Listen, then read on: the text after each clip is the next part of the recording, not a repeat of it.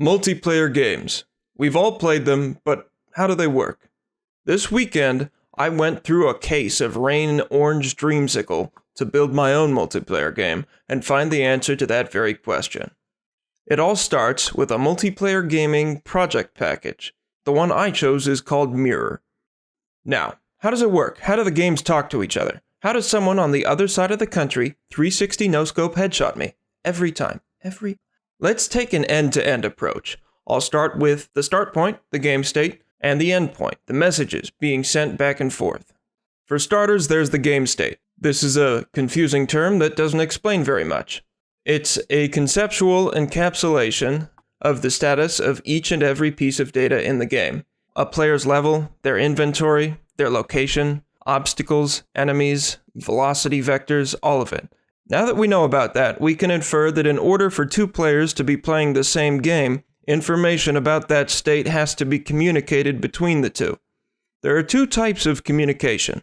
There's peer-to-peer, which is for casual games and NFT hippies, and client-server. The client-server format is favorable for multiplayer games because of speed and authority. The server stands to check and authorize client actions before distributing such actions to other clients. This networked communication happens over a transport layer. TCP is extremely practical. It's like a 1998 Volvo. I don't know why, but it just works. Just kidding, I'm supposed to know why, too. TCP reliably delivers information in an error-checked stream of octets. Now that we know the transport layer and how it works, what actually gets sent? Let's explore this in principle first. There are essentially 2.5 types of identity in this context. There's the client, and there's the server. And then there's the host, which is both. A client is anybody who's connected and playing the game. But you can't just have clients telling the server what they're doing all the time, bossing it around. People hack clients. Just because I say that I have a level 99 rocket launcher that shoots super duper fast and never has to reload, doesn't mean the server should take my word for it. Therefore, almost every action taken by a client is sent to the server as a command, though it's really more of a polite suggestion. Now I'm going to have to get more into the components. The two most relevant components here are the network manager and network identity components. The network manager is as it sounds. It manages the network and stuff. More on that soon. The network identity component is what makes a regular game object, like a car for example, an important networked object. You see, not everything has to be networked. A player or enemy should probably be in the same place doing the same thing for everybody playing, but variables like whether or not I'm in dark mode don't matter to other players, aside from philosophically. Other things, like a landscape, are static. They don't move, and they don't do anything. Players' clients don't need to be reminded 20 to 60 times a second that the mountains haven't moved. The network manager component is a class that comes with Mirror. My network manager is an extension of that class. By extending the network manager class, I'm able to override and extend certain methods that are called when stuff happens. For example, by default, when a client connects, the network manager executes the onClientConnect method. In my override, I make sure the base method is executed, and then I invoke an event, clientOnConnected. So how do all these parts talk to each other? A lot of C# events. Like, a lot. If you're not familiar with events, they're like function calls, but better. Or worse, depending on what stage of development you're in. Like in the late stage, when you have lines that say, authority on player owner state updated minus equals authority handle party owner state updated, you start feeling like you might be in over your head a little bit.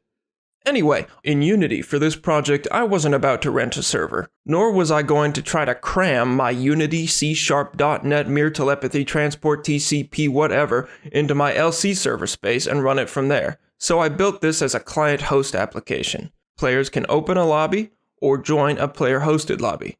This means that not only is the server actually running an instance of the game identical to the client's, yeah, that's a thing, did not expect that, the game instance of the player who's hosting is processing client-side and server-side commands all at once. Authority was distributed in a very interesting way. It turns out, in running the same exact game on the client as on the server, that the very same scripts have to behave differently based on where they're being run and based on who owns them. For example, a player script. Let's say this script controls where the player is and what they're doing, and the player's UI. If there are 4 players on a server, you don't want player 2's heads-up display showing them player 1's ammo level, Unless you do. That's an interesting mechanic. I should write that down. Okay, so you don't want that kind of overlap. How can we stop that from happening? Every networked object is either owned by a player or the server. If a player owns an object, they have authority. So, when a method is called to open a UI panel, by inserting the clause, if not has authority, return, the script is called on every client, but is only run for the client that owns the object. In network behavior, which is a class that's extended by default for networked objects when using mirror, certain methods are only called for the server, or on the instance of an object that a specific player's game has authority over. For example, let's say there's a network behavior extending script attached to a car game object. OnStartServer is a method that's called on the server's game when the car object spawns. OnStartAuthority is the same concept, but for the authority. Everyone is the authority for objects that belong to them. Lastly, OnStartClient is run on that car object for every client, but not on the server. In conclusion, yes, that means the video's finally over. Multiplayer games are very complicated. Networking is weird and hard, and I firmly believe I deserve a solid B+. Thank you.